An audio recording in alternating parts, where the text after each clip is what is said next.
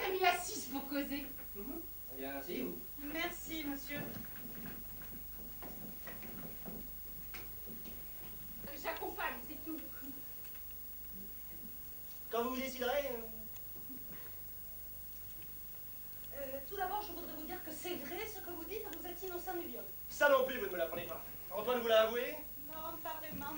On peut pas dire qu'il me l'a avoué. J'ai pas envie de jouer aux devinettes. Voulez-vous parler clairement? Eh bien, comme vous êtes innocent et qu'il vous a accusé à tort, vous devriez lui en vouloir. Ça, évidemment. Eh bien, moi aussi, je lui en veux.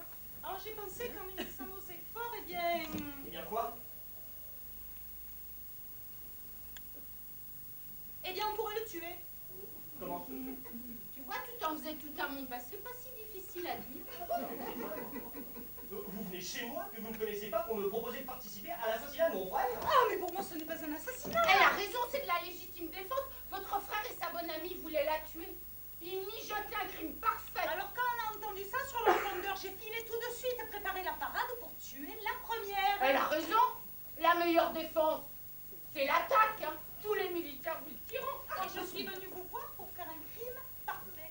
Parce que moi aussi, je vais en faire un. Pour ça, votre collaboration est nécessaire. Vous avez de bonnes raisons de le détester, Antoine. On peut s'entendre. Enfin, madame... Appelez-moi Mireille. Puisque c'est votre belle-sœur. Enfin, Mireille, je comprends votre colère si vous avez appris que mon frère cherche à vous supprimer. C'est vraiment un saligo, enfin. Mais moi, j'ai rien à voir à faire là-dedans. D'abord, comment vous avez eu mon adresse? Par Minitel. Par chance, vous n'étiez pas sur la liste rouge. Oui, enfin, peu importe. Mais mettez-vous tout de suite dans la tête que moi, je suis pas un assassin, je peux rien faire pour vous. Qu'est-ce que vous attendiez de moi, d'abord? Quel rôle m'aviez-vous réservé dans cette histoire grotesque? Mais justement, de permettre un crime parfait. On escamote le cadavre d'Antoine et vous prenez sa place. Alors pour tout le monde, il est toujours vivant. Aucune disparition, aucune recherche de police, pas d'enquête, rien. Le crime parfait. Et c'est pour ça que j'ai besoin de vous. Pour prendre la place du mort. Parce que vous êtes pareil. J'ai bien compris, oui. Je me demande si je rêve. Vous croyez que c'est si facile de se mettre à la place d'un autre? Ah bah de son jumeau, oui, moi j'ai vu des films. Ah, au cinéma, c'est très simple. Hein. Dans la vie, vous m'avez dit qu'il a une maîtresse. Oui. Eh ben elle verrait tout de suite que je suis pas Antoine. Ah oui, non mais attendez, la pétasse c'est une autre affaire, on s'en occupera aussi. Un autre meurtre alors. Eh ben pourquoi pas. Si vous entendiez comme elle parle de moi. C'est pas moi qui rêve, hein, c'est vous. Alors, dans votre projet, il faudrait non seulement que je vous aide à tuer mon propre frère, mais encore une femme que j'ai jamais vue. Mais c'est un monstre, elle veut m'assassiner, moi. Et je m'en fous, moi, qu'elle veuille vous assassiner. Oh, c'est pas gentil de dire ça. Oui, bon, je m'en fous pas, hein. Mais tout de même, admettez que c'est pas mon problème.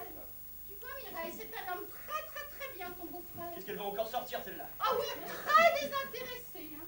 Il n'est pas du tout sensible au fait que s'il prend la place de son frère, c'est lui qui va toucher le prix du super bingo. 100 millions. Ouf. Non. Ça le donne. 50-50, hein, parce que moi j'en veux la moitié. Bon, 5 milliards de centimes. Ça vous aurait dédommagé un peu toutes les misères qu'il vous a faites quand il vous a accusé du viol. Donc vous étiez innocent. Taisez-vous toutes les deux, vous me répondissez. Je sais plus où j'en suis. Pour 50 millions. Et d'abord, comment savez-vous que c'est mon frère qui a violé cette malheureuse? Puisqu'il ne vous l'a pas avoué. Non, il ne me l'a pas avoué, mais comment il me l'a souvent dit. Antoine, c'est un homme qui rêve en dormant et qui parle en rêvant. Et il rêvait toujours de la même chose, il disait toujours la même chose. C'est bien Yolande qu'elle s'appelle sa victime. Oui, Yolande de Ferrette, vieille noblesse alsacienne. Et... qu'est-ce qu'il disait au juste, Antoine, dans ses rêves? Oh, presque toujours pareil. C'est bon, hein, ma Yolande, tu te régales avec moi. Elle se régalait. Mais non, voyons, ma pauvre. Mais Antoine, c'est un homme qui est tellement content de lui pour ces choses-là, qui s'imagine que s'il prend une femme, même de force, eh bien, elle est quand même ravie. Mais c'est abominable! Yolande, un bijou de délicatesse, livré sans défense aux mains de ce voyou. Et il ose penser qu'elle était contente. Mais en rêve, en rêve. Mais même en rêve, ça devrait être interdit de faire des rêves pareils. Mais si vous l'aviez entendue au procès, toute la haine qu'elle me montrait quand elle croyait que c'était moi le coupable. Horrifiée, elle était de ce qu'il lui avait fait subir. Yolande, si ravissante, si pure. Non, mais dites donc, mais ma parole, vous la connaissiez avant? Oui et non. Comment, oui ou non? Oui, je l'aime. Non, je la connaissais pas avant. Comment pouvez-vous l'aimer si les seuls rapports que vous avez eus avec elle, c'est qu'elle voulait vous faire prendre 20 ans de prison?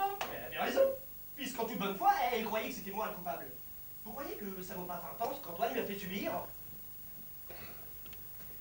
C'est drôle, comme vous êtes différentes pour des jumeaux. Oh non, c'est normal, hein. Moi j'ai vu une émission sur Arte, ils expliquaient bien tout ça. Il y a des gens, ils sont pareils que les autres, jusqu'au jour où ils éprouvent une gêne dans leur virus. Comment? Oui, oui, c'est scientifique.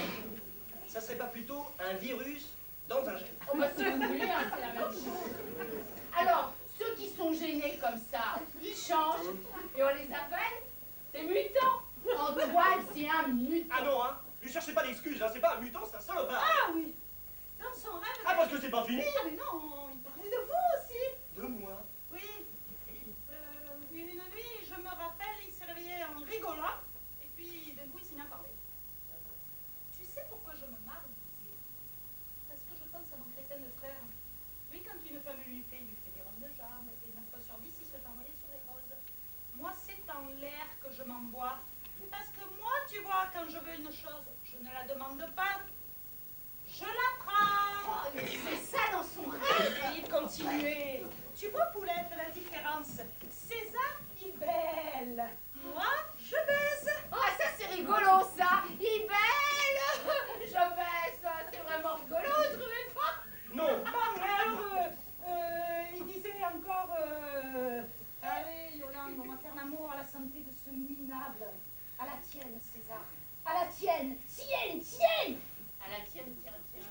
Oui, alors, à la tienne, c'était pour César, et tienne, tienne, c'était pour Yolande. Ah oui, alors là, c'est plus clair. Il violait Yolande à la santé. On va remarquer dans un sens, c'est plus convivial, hein. Faites la terre.